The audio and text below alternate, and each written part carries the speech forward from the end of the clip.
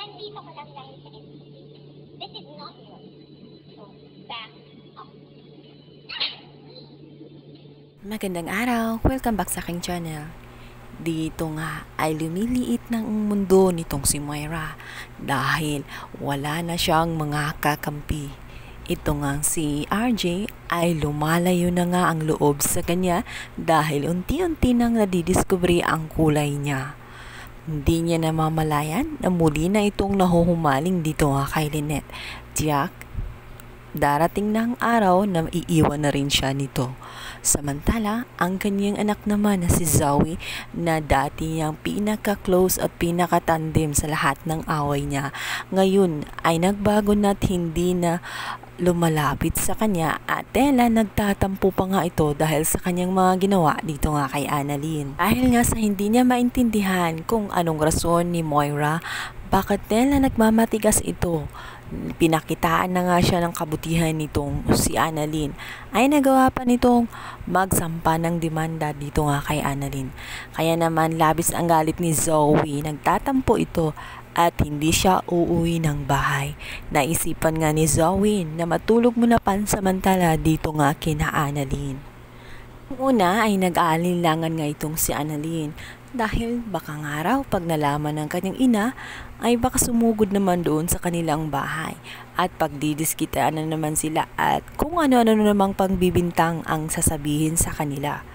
Subalit iginit nga ni Zoe na hindi niya malalaman na nandudoon nga siya sa bahay ni Annalyn. Nais lang daw niya na magpalipas pansamantala ng oras para makalimot sa mga ginawa nitong si Moira. Kaya wala nang nagawa si Annalyn dahil sabik din siyang makasama ang kanyang akalang kapatid. Ngunit ang totoo talaga hindi sila magkapatid. Dahil masaya na rin siya at nagkabati nga sila ni Zoe kahit papano. Ngunit ito nga lang ang kanyang ina ay talagang malaki ang galit sa kanilang mag-ina.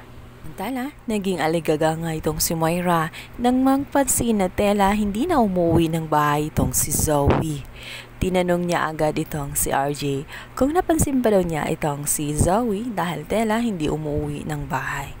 Dito nga sinabi ni RJ na nagpaalam umano sa kanya itong si Zoe na makipag-overnight sleep dito nga sa kanyang kaibigan. Ngunit hindi binanggit kung sino. Nagtaka ngayon si Moira dahil first time na ginawa ni Zoe na umalis ng bahay at hindi nagpapaalam. Hindi sinasabi ang totoo kung saan talaga nagpupunta. Batid nitong malaki ang galit ni Zoe at nagtatampo ito sa kanyang ginawa dito nga kay Annalyn. Dahil nga nais nito sana na magkabati na sila, subalit si Moira ay talagang nagmamatigas at ayaw talagang lumapit ina dahil pinapairal pa rin niya ang mataas niyang pride. Hindi na siya marunong tumanaw ng utang na loob dahil isa siyang napaka-greedy at walang puso.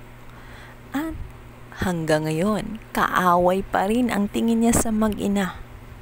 Samantala, dahil nag-aalala nga itong si Moira na hindi umuwi nga itong si Zoe, naisipan niyang pumunta muna sa Apex.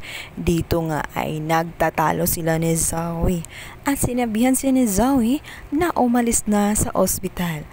Galit na galit itong si Moira at sinabing bakit siya pinapaalis sa sarili niyang ospital. Dito na may sinagot siya ni Zoe na hindi umano yun ospital niya kundi ospital ng daddy niya. Sinabi niyang wala na siya umanong karapatan doon sa ospital na yun.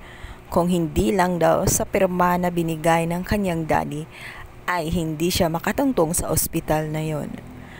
Samantala, galit na galit nga itong si Moira niyang malaman na tela kinakalaban na nga siya ng kanyang anak at nawawalan na nga ito ng respeto sa kanya. Hindi na nga siya nakapag-control sa kanyang sarili. Napagbuhatan nga niya ng kamay itong si Zoe. Sa madaling salita, nasampal niya ng oras itong si Zoe dahil sa kanyang mga narinig mula sa kanyang mga bibig. Doon na kaya ang simula na magkakalimutan na nga itong mag-ina At tuluyan ng lalayo ang loob nitong si Zoe dahil nakuha na siyang saktan ng kanyang ina na dati ay lagi siyang pinoprotektahan, ngunit ngayon ay tela naging sobrang pinaka-powerful na ng lahat at hindi na maintindihan ang pag-uugali. Guys, pakaabangan natin kung saan hahantong itong si Moira. Thank you so much for watching. Please subscribe.